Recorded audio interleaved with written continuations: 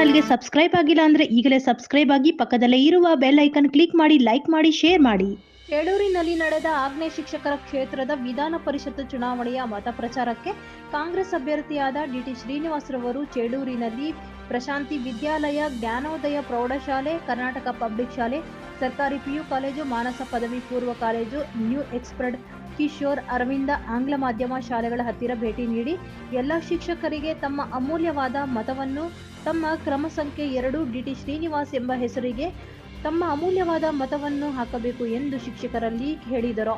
ಈ ಸಂದರ್ಭದಲ್ಲಿ ಮಾತನಾಡಿದ ಅವರು, ನಾನು ಚುನಾವಣೆಯಲ್ಲಿ ಗೆದ್ದ ಮೇಲೆ ಖಾಸಗಿ ಶಾಲೆಗಳ ಶಿಕ್ಷಕರಿಗೆ ಆರೋಗ್ಯ ವಿಮೆ ಕೊಡಿಸುವುದು, ಸರ್ಕಾರಿ ಶಿಕ್ಷಕರಿಗೆ ಇರುವ ಸಮಸ್ಯೆಗಳನ್ನು ಸರಿಪಡಿಸುವುದು, ಇನ್ನೂ ಹಲವು ಶಿಕ್ಷಕರ ಸಮಸ್ಯೆಗಳನ್ನು ಬಗೆಹರಿಸುವುದಾಗಿ ಶಿಕ್ಷಕರಿಗೆ ಭರವಸೆಯನ್ನು ನೀಡಿದ್ದರು. ಈ ಸಂದರ್ಭದಲ್ಲಿ 1ನೇ ದರ್ಜೆಯ ಗುತ್ತಿಗೆದಾರರಾದ ಕೆಜಿ ವೆಂಕಟರಮಣ, ಹಾಲು ಉತ್ಪಾದಕರ ಸಹಕಾರ ಸಂಘದ ಅಧ್ಯಕ್ಷರಾದ ಜಾಲಾರಿ, ಮಾಜಿ ಕಾಂಗ್ರೆಸ್ ಮುಖಂಡರು ಸುರೇಂದ್ರ, ನಯಾಜ್, ನಾಗರಾಜ, ಇನ್ನು ಹಲವಾರು ಶಿಕ್ಷಕರು ಹಾಗೂ ಉಪಸ್ಥಿತರು ಇದ್ದರು. Bureau report, Bhaskar, TV nine Kannada news, Chelur. Bagepalli ತಾಲೂಕಿನ ಚೇಳೂರು ತಾಲೂಕು ನಾವು ಏನು ಆಗ್ನೇಯ ಶಿಕ್ಷಕರ ಕ್ಷೇತ್ರದ ಅಭ್ಯರ್ಥಿಯಾಗಿ ಒಂದಷ್ಟು ಶಾಲೆಗಳು ನಾವು ಯಾರು ಭೇಟಿ ಮಾಡೋಕ್ಕಾಗಿರಲಿಲ್ಲ, ಅಂಥ ಶಾಲೆಗಳು ಬಂದಿದ್ದೇವೆ. ಈ ಭಾಗದಲ್ಲಿ ಮಾಜಿ ಶಾಸಕರು ನಾನು ಹೆಂಡತಿ ಪೂರ್ಣಿಮಾ ಶ್ರೀನಿವಾಸರು ಎಲ್ಲ ಕಡೆ ಅಡ್ಡಾಡಿ ನಾನು ಬರೋಕ್ಕಾಗಿರಲಿಲ್ಲ. ಹಾಗಾಗಿ ಇಲ್ಲಿ ಇರತಕ್ಕಂಥ ಒಂದಷ್ಟು ಶಾಲೆಗಳಿಗೆ ಭೇಟಿ ಮಾಡಲಿಕ್ಕೆ ಬಂದಿದ್ದೇವೆ. ಇವತ್ತಿಗೂ ಬಂದಿದ್ದೇವೆ. ಒಂದು ಖಾಸಗಿ ಶಾಲೆ ಮುಗಿಸ್ಕೊಂಡು ಇಲ್ಲಿ ಬಂದಿದ್ದೇವೆ.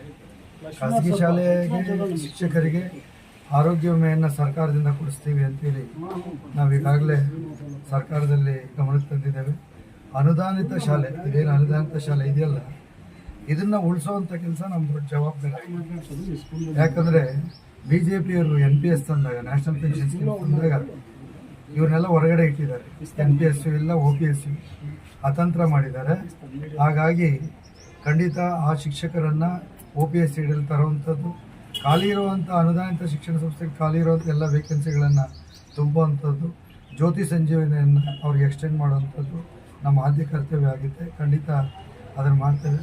ಅದೇ ನಿಟ್ಟಿನಲ್ಲಿ ಸರ್ಕಾರಿ ಶಿಕ್ಷಕರಿಗೆ ಇರುವಂಥ ಸಮಸ್ಯೆಗಳು, ಒಂದು OPS ಇರ್ಬೋದು, 7ನೇ ವೇತನ ಆಯೋಗ ಇರ್ಬೋದು, ಆಮೇಲೆ ವೇತನದಲ್ಲಿ ಇರ್ತಕ್ಕಂಥ ತಾರತಮ್ಯ ಇರ್ಬೋದು,